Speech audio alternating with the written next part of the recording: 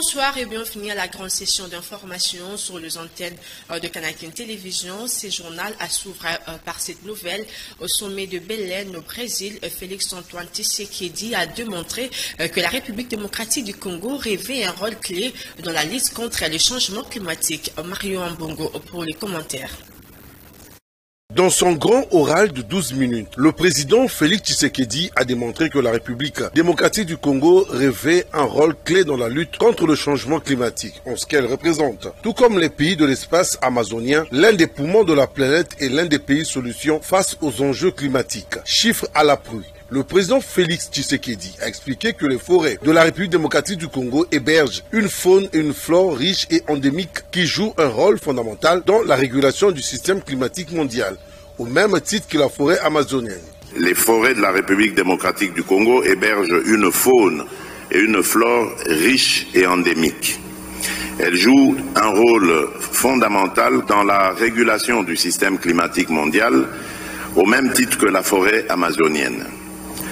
En effet, la République démocratique du Congo est le deuxième massif forestier du monde. Avec ses 155 millions d'hectares de forêt qui couvrent l'équivalent de 67% du territoire national, mon pays représente à lui seul près de 10% des forêts tropicales du monde, près de 38% des forêts africaines et environ 60% de celles du bassin du Congo.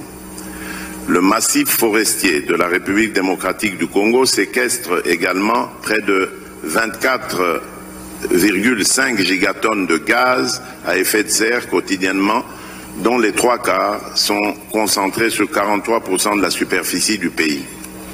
À cet énorme massif forestier s'ajoutent de vastes étendues de tourbières couvrant environ 101 500 km² du territoire national. Son atout principal demeure sa capacité d'absorption de carbone qui se chiffre à près de 1,5 milliard de tonnes de dioxyde de carbone par an, soit 4% des émissions mondiales. Pour le président Félix Tshisekedi, le sommet élargi de ce jour vient agrémenter et mettre en lumière le pas décisif marqué par la République fédérative du Brésil, la République d'Indonésie et la République démocratique du Congo, qui, à travers l'adoption d'une approche globale et collaborative, ont abouti le 14 novembre 2022 à Bali, à la déclaration conjointe sur la coopération autour de la forêt tropicale et l'action climatique BIC en sigle entre les trois pays précités. Et toujours dans la même direction, pendant son séjour au Brésil, le président de la République, Félix-Antoine Tshisekedi, a eu en tête-à-tête avec son homologue brésilien, Lula da Silva, à Belém. Gilles Boulembe et ses reportages. Unis désormais par la problématique de la préservation des forêts tropicales de leur bassin forestier, le président Lula da Silva du Brésil et Félix-Antoine Tshisekedi Tshilombo de la RDC ont jeté le base d'une coopération bilatérale multisectorielle. Après leur participation au sommet de l'Amazonie, les deux dirigeants ont eu un tête-à-tête de près d'1 heure. Leur entretien élargi à leurs collaborateurs respectifs a tourné sur les perspectives immédiates de coopération bilatérale entre leurs pays. La question de la dynamique sur la préservation des forêts tropicales et sur d'autres questions de politique internationale. Au sujet de la trilatérale de Kinshasa, le président Lula a donné son accord de principe et sollicité un peu plus de temps de préparation. La date exacte sera confirmée par la voie diplomatique après concertation des experts des trois pays concernés. Au deuxième et dernier jour du sommet du traité sur la coopération amazonienne, le président de la République, Félix-Antoine Tshisekedi Tshilombo, en sa qualité de leader naturel du bassin du Congo, a eu l'honneur de prendre la parole en premier pour présenter les atouts de ce deuxième massif forestier. Dans son grand oral de 12 minutes, le président Félix Tshisekedi a démontré que la République démocratique du Congo revêt un rôle clé dans la lutte contre le changement climatique,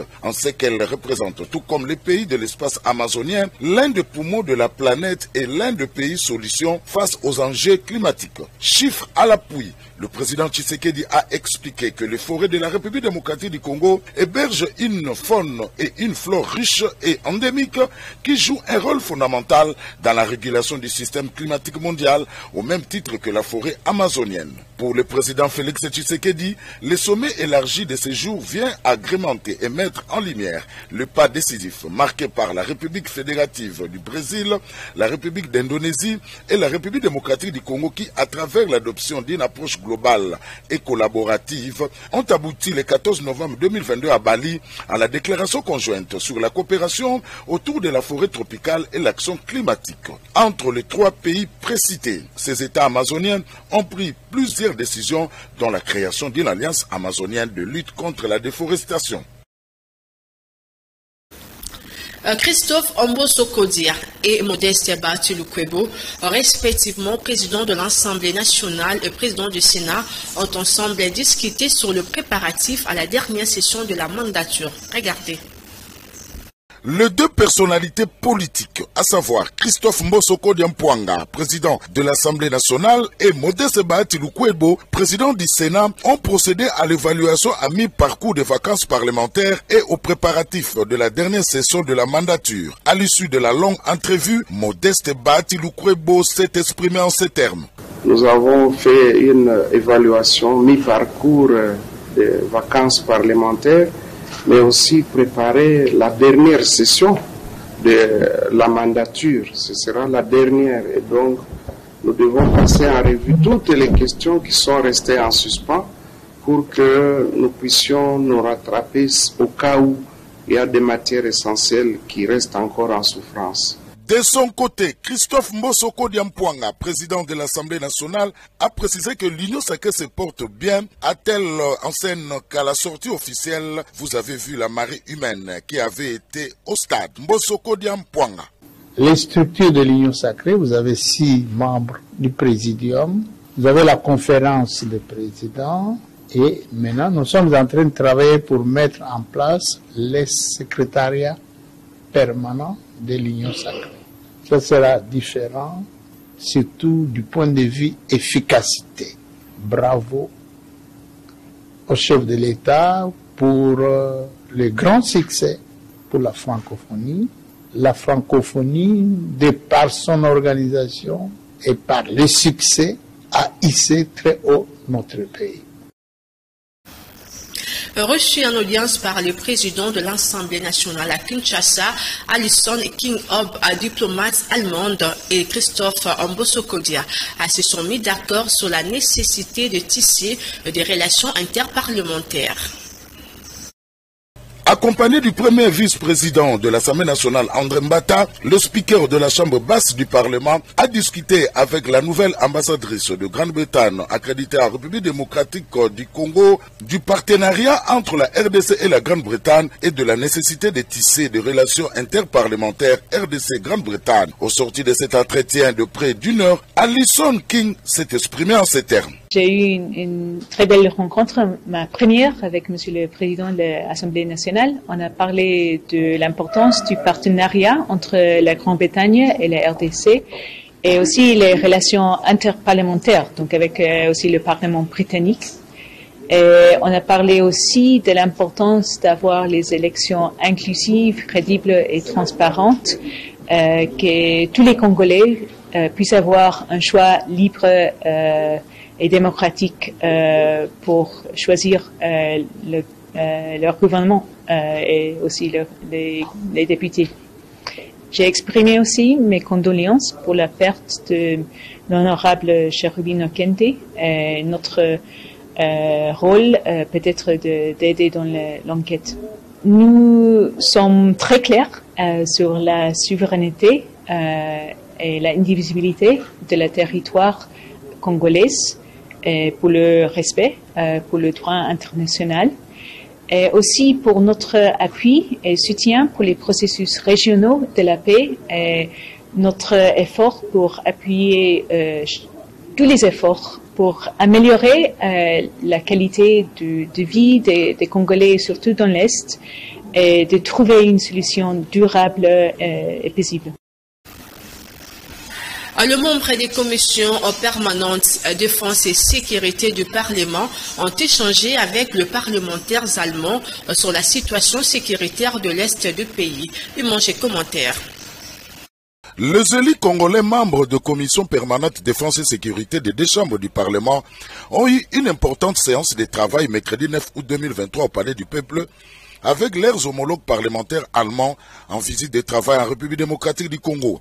À l'issue de ces échanges entre les partis, les parlementaires congolais et allemands ont rendu visite au vice-président de l'Assemblée nationale, André Mbata Betukume Soumangu, en charge de la diplomatie parlementaire. Conduite auprès de deux commissions défense et sécurité du Parlement par le docteur Stéphane Friedrich de la Fondation Konrad Adenauer, le chef de la délégation allemande a exposé les motifs de cette visite auprès du vice-président de l'Assemblée nationale. À la sortie de cette entrevue, le chef de la délégation allemande s'est exprimé en ces termes. On a eu une très bonne rencontre et on a beaucoup apprécié ce que lui il nous a dit et c'était bien de le voir et d'entendre ses idées aussi sur la situation sécuritaire dans le Congo de l'Est. Pour sa part, le député national Bertin Mobozi, président de la commission défense et sécurité de la Chambre basse du Parlement, a circonscrit la rencontre avec leurs homologues allemands par ces mots. Nous sommes très mobilisés pour que nous puissions faire entendre la voix de la RDC dans d'autres pays du monde. Nous avions été à Berlin, où on a eu des échanges nourris avec M. Stéphane de Konrad, qui est à ma droite. Et à l'époque, nous avions émis le vœu de rencontrer nos collègues députés allemands pour qu'ils viennent au Congo palper la réalité. Et aujourd'hui, ces choses faites, nous pensons que c'est une avancée très significative et nous allons poursuivre ces contacts pour permettre à ce que nos deux États puissent avoir des rapports très gagnant-gagnant. Tout à fait autre chose reçue par Sama Lukonde, l'ambassadrice de la Grande-Bretagne en RDC, annonce l'accompagnement et l'appui de son pays au processus électoral en cours, tandis que la Serbie a félicité Sama Lukonde et son gouvernement pour l'organisation du 9e jeu de la francophonie à Kinshasa. Ensuite, ce condensé qui nous est proposé par Gilles Boulembe. La coopération bilatérale entre la République démocratique du Congo et le Royaume-Uni se porte bien. C'est ce qui rapporte Madame Alison King Obi, ambassadrice du Royaume-Uni en RDC, à l'issue d'une audience qui lui a été accordée ce mercredi dans la soirée par le Premier ministre Jean-Michel Sama Lukonde. Le chef du gouvernement et la diplomatie britannique ont abordé plusieurs questions d'intérêt commun, mais surtout le processus électoral en cours en RDC que la Grande-Bretagne s'engage à accompagner. Le Premier ministre m'a rassuré que tout est prévu pour le bon financement, mais aussi pour le plan sécuritaire pour les élections. Et il m'a rassuré aussi de l'importance d'avoir un vrai choix pour les Congolais, que les élections soient transparentes, inclusives et crédibles. Aussi, on a parlé des conflits dans l'Est et tout le travail pour aider et soutenir les processus régionaux de la paix. Les relations entre la Grande-Bretagne et la RDC en général, on a parlé de l'importance de l'accélération de l'investissement pour protéger les forêts et l'environnement ici en RDC. Et la RDC joue un rôle très important en tant que pays solution. L'ambassadeur de la Serbie s'est dit très heureux d'être reçu par le Premier ministre Jean-Michel Sama Lukonde et a exprimé la gratitude de son gouvernement pour le soutien de la RDC à son pays lors du vote en rapport avec l'organisation en 2027 à Belgrade, la capitale serbe, d'une exposition mondiale. C'était très difficile de gagner l'organisation parce qu'il y avait la concurrence entre les États-Unis, l'Espagne, les Thaïlandais et la Serbie. Serbie ne gagnera jamais ces élections-là sans le soutien de votre pays et des pays africains, frères et amis. Donc on vous est très reconnaissant et en revanche de ça, on vous promet que quand on organise l'exposition, on va vous donner un espace le plus convenable là-bas pour vous montrer notre grand respect pour votre soutien. Et pendant ces temps, le Premier ministre Jean-Michel Samba Lukonde a présidé la réunion du comité de conjoncture économique qui a passé en revue la situation économique du pays, les questions sensibles du moment, notamment celles liées aux mesures prises par le gouvernement pour stabiliser les taux de change sur le marché. Vital Kamerhe, vice-premier ministre, ministre de l'économie, fait la restitution. Regardez. Ça fait depuis 3 semaines que le gouvernement, à travers la Banque centrale, est intervenu directement sur le marché des changes. Et je crois que la population congolaise et tous ceux qui vivent dans notre pays apprécient cette appréciation du franc congolais et nous allons vers la stabilisation de notre monnaie qui est l'attribut de souveraineté pour un pays. Mais ceci dit, nous avons eu des mesures additionnelles. De la part de la Banque centrale, il y a une mesure phare qui a été prise aujourd'hui, toujours dans le cadre de renforcer cette stratégie que la Banque centrale est en train d'appliquer pour vaincre ce combat contre la spéculation sur notre monnaie et contre la dollarisation de notre économie. Au niveau du gouvernement, il y a d'autres mesures aussi qui ont été prises et que le Premier ministre et les membres du comité de conjoncture ont avalisé aujourd'hui. C'est que nous devons réguler l'économie. La régulation appelle des initiatives de production. Nous avons aussi décidé que nous n'allons pas laisser faire comme dans une jungle. Le contrôle économique sur les prix doit se faire et de manière sérieuse. D'aucuns ne peut comprendre que au moment où le taux de change a sensiblement diminué en faveur du franc congolais et s'est stabilisé, et que depuis 3 semaines, les prix restent pratiquement les mêmes. C'est comme ça que nous avons reçu tour à tour les pétroliers qui appliquent les taux de change au niveau de leur station, mais nous devons informer ces derniers à la suite du petit contrôle qui a été fait ce matin. Il y a une pratique qu'ils doivent bannir. C'est-à-dire vous achetez du carburant de $100 à 22 500, mais tout de suite après, les $100 sont échangés derrière la maison chez un cambiste à un taux très élevé. Donc nous allons suivre toute cette chaîne jusqu'au... Le taux directeur de la BCC et Banque congolaise du Congo passe de 11 à 25% afin de mieux soutenir la stabilité macroéconomique. Cette décision a été prise lors de la réunion de politique monétaire tenue récemment par le gouverneur Malangu Kabedi. Lydie Lufuladio pour les reportages. Cela n'est pas un slogan, mais une réalité. La BCC a revu son taux directeur de 11% à 25% afin de mieux soutenir la stabilité macroéconomique. Cela a été dit à l'issue de la réunion du comité politique monétaire CPM de la Banque centrale. En effet, cette séance extraordinaire était présidée par la gouverneure Malangu Kabedi Mbui, où tout s'est déroulé dans l'unanimité. Les membres du CPM se sont convenus de relever les taux directeur de la Banque centrale du Congo de 11% à 25%. Cette décision a comme avantage de resserrer les politiques monétaires en vue de neutraliser tout excès de liquidités et mieux soutenir la stabilité macroéconomique. Au cours de cette réunion, il a été relevé que 2 dernières semaines, les pressions inflationnistes et seules sur le taux de change se sont atténuées. C'est là consécutivement à la faveur des nouvelles mesures correctives mises en œuvre dans la seconde moitié de juillet dans les domaines monétaires et budgétaires. Pour conclure, le CPM a recommandé le maintien de la vigilance dans la conduite de la politique monétaire et appelle au renforcement de la coordination des actions de politique budgétaire et monétaire, ainsi considérant la persistance, l'éventuel des chocs et des risques internes et externes auxquels l'économie nationale continue de faire face.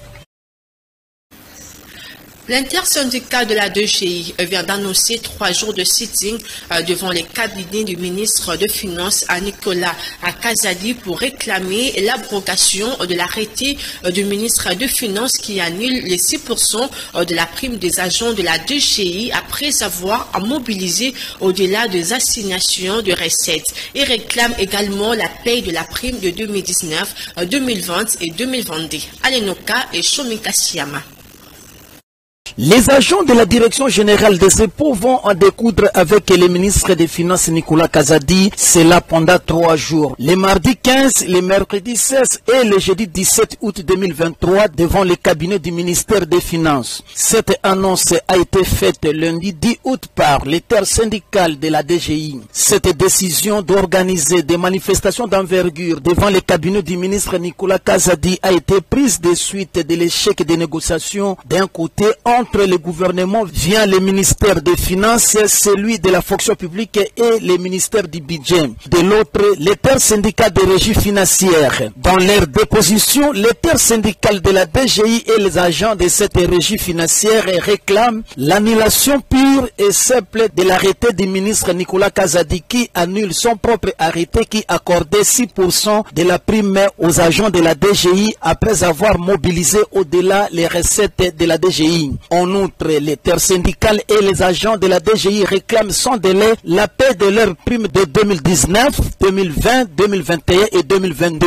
Vu la léthargie observée dans la médiation conduite par le VPM de la fonction publique, vu l'Assemblée générale du 26 juillet 2023 des agents et cadres de la DGI, nous annonçons que le mardi 15, le 16, 17 août, des sittings seront organisés devant les cabinets du ministre des Finances. Par conséquent, nous invitons tous les agents et cadres de la DGI d'y participer massivement pour conquérir nos droits. L'intersyndicale de la DGI et les agents de cette régie financière avaient annoncé le 16 juillet 2023 qu'un sit-in de 3 jours sera organisé devant les bâtiments du ministère des Finances et si le ministre des Finances Nicolas Kazadi n'arrivait pas à payer ses agents, une grève sera déclarée à la DGI sur l'ensemble du territoire national. Le président de la centrale électorale, Denis Kadima Kazadi, a échangé avec la délégation de parlementaires allemands. Cette délégation est venue rendre compte de l'évolution du processus électoral. Après entretien et explication du bureau de la CENI, le député allemand était convaincu de la tenue certaine des élections en République démocratique du Congo. Une fois de plus, on retrouve à l'Emnoka ces reportages. Les parlementaires allemands ont été reçus en audience par le président de la centrale électorale Denis Kadima Kazadi. Les échanges ont porté sur les préparatifs des élections en République démocratique du Congo. Ces députés allemands, accompagnés par les représentants résidents en RDC de la fondation Konrad Adenauer, Jacob Kerson, suivent de près depuis l'Allemagne l'évolution en cours des élections en RDC. Ils se sont informés à cet effet à la source comment le bureau de la CENI est en train de préparer la tenue des élections du 22 décembre 2023. Après avoir entendu le président de la CENI et ses collaborateurs, les membres de la délégation des parlementaires allemands ont été convaincus. Wir in Deutschland sind eng verbunden mit Afrika, aber auch mit dem Congo. Nous, en Allemagne, nous sommes naturellement très intéressés à ce qui se passe ici au Congo. C'est pour cela que nous sommes venus pour nous enquérir de la situation, savoir comment est-ce que les processus électoraux est en train de s'organiser ici en République démocratique du Congo. Les processus d'enrôlement est une étape très importante afin de créer la confiance pour que les élections transparentes et inclusives se tiennent. Je vous remercie sincèrement pour cet entretien que nous avions eu. Je vous remercie également au nom de la Fondation Konrad Adenauer. Au cours des échanges, le président de la CENI, Denis Kadima Kazadi, a fait le bilan du processus électoral en cours, un bilan qui respecte le calendrier des élections.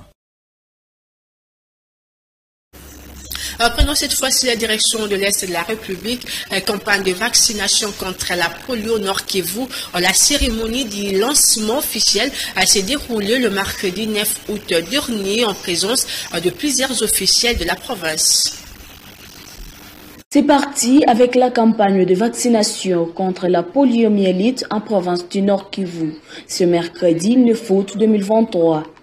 À Goma, où le go a été lancé par le gouverneur de province, la cérémonie s'est déroulée en présence de plusieurs autres autorités et de partenaires de la province dans les domaines de la santé.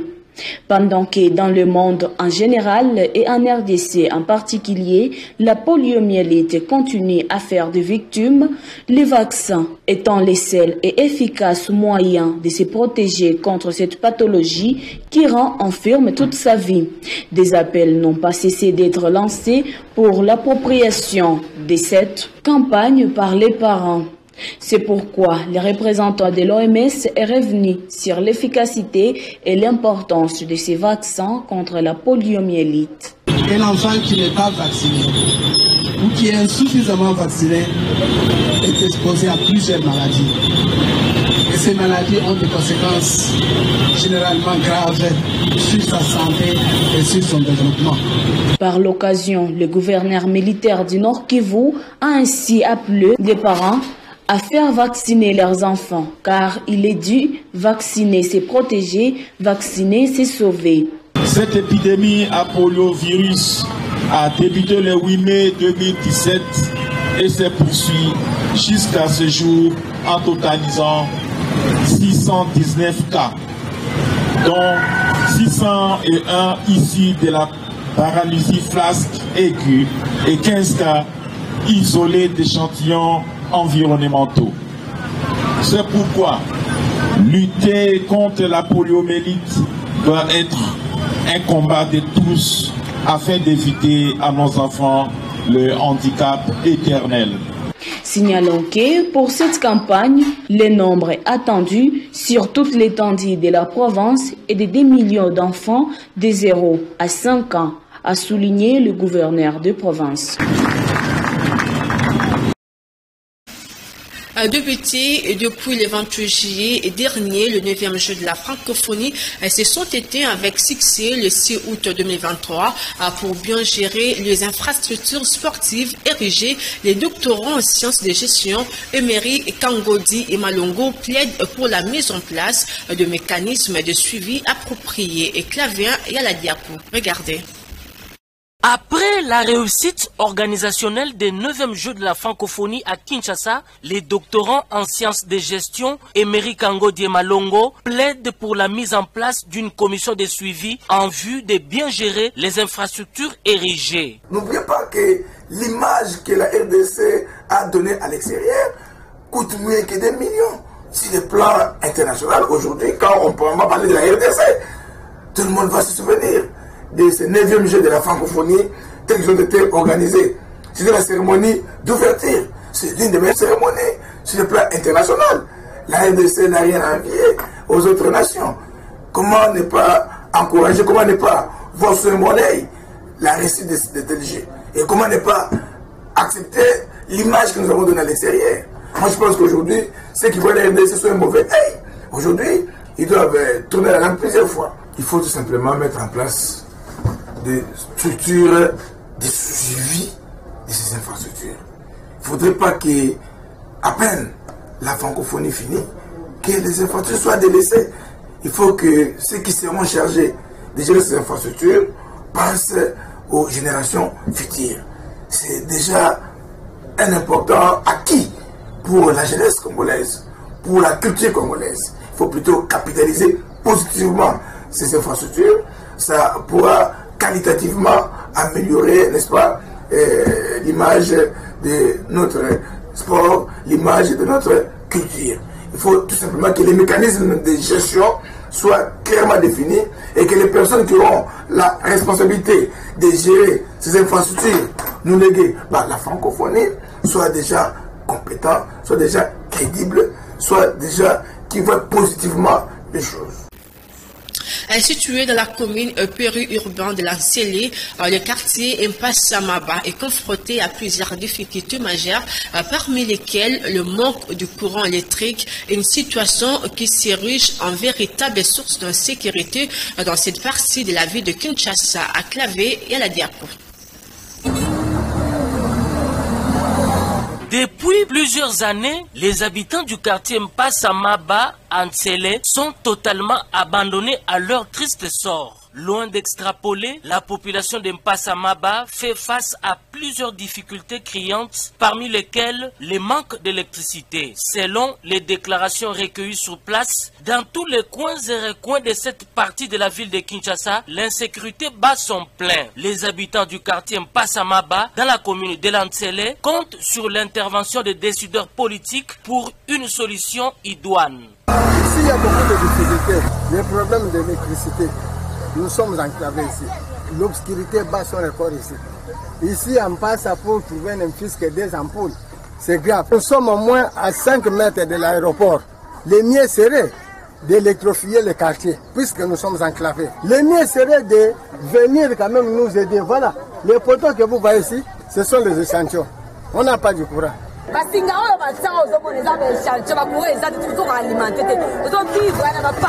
Les câbles électriques que la SNEL a installés sont fantaisistes. Il n'y a pas de courant électrique ici en Mpassamaba, dans la commune de Lantsele. Que les autorités interviennent pour une solution adéquate.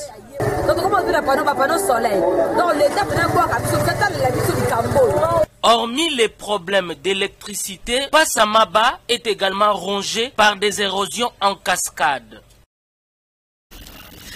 Et en sport, après plusieurs mois de fermeture du stade de Martyrs de la Pentecôte, la CAF a dépêché son émissaire à Kinshasa pour voir l'évolution des travaux dans ce stade omnisport à un mois du dernier match des éliminatoires de la prochaine Coupe d'Afrique des Nations. L'inspecteur ougandais a pris tout son temps pour passer au peine fin les différentes recommandations. Suivez ces reportages. Elle aura duré plus ou moins 5 heures, l'inspection du plus grand stade du pays. Ivan Kintou, inspecteur CAF, ne voulait rater aucun détail sur la réhabilitation du stade de Martyrs pour faire un rapport complet à l'instance fêtière du football continental. Dans une rigueur absolue, l'inspecteur ougandais va débuter sa randonnée sur l'aire des Jeux, en vérifiant le poteau de réserve avant de jeter un coup d'œil sur le banc de touche. La deuxième étape de cette inspection était la visite des différents vestiaires.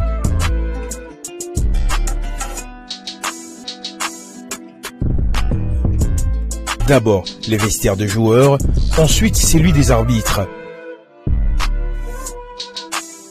Ici, Ivan Kintou est surpris agréablement en voyant les sols antidérapants. Toutes les toilettes sont propres.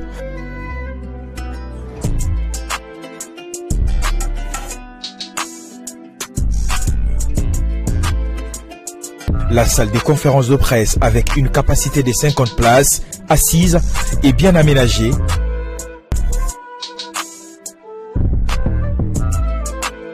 Y compris la tribune de presse, où les journalistes vont travailler en toute aisance, et surtout les centres médias.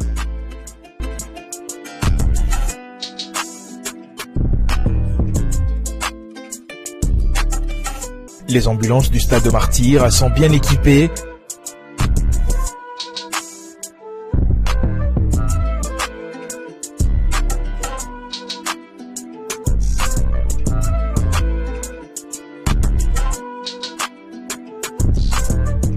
L'émissaire de la CAF a aussi constaté que le stade de Martyrs peut accueillir 2 matchs nocturnes. Pour cette dernière étape de sa visite, a pris au moins 45 minutes pour tester l'intensité de la lumière sur la pelouse et c'est avec plaisir qu'il a clôturé son inspection. À ces jours, les amoureux du ballon rond congolais croisent le doigt et espèrent que la CAF va homologuer le stade de Martyrs de la Pentecôte pour permettre à la République démocratique du Congo de recevoir le Soudan ici à Kinshasa lors de la 6e et dernière journée des éliminatoires de la Coupe d'Afrique des Nations Côte d'Ivoire 2023 prévue au mois de septembre prochain. C'est par ici que nous bouclons complètement cette édition du journal. Si vous l'avez réellement aimé, dites merci à l'équipe technique composée de Koupar Bola, Fredin Takedi, Joël Pembele, Tony Binda, Nathan Odji et la rédaction française Bérénice Balinga sous la supervision de Gilles Boulembe. Le programme de Kanakin Télévision continue à voir.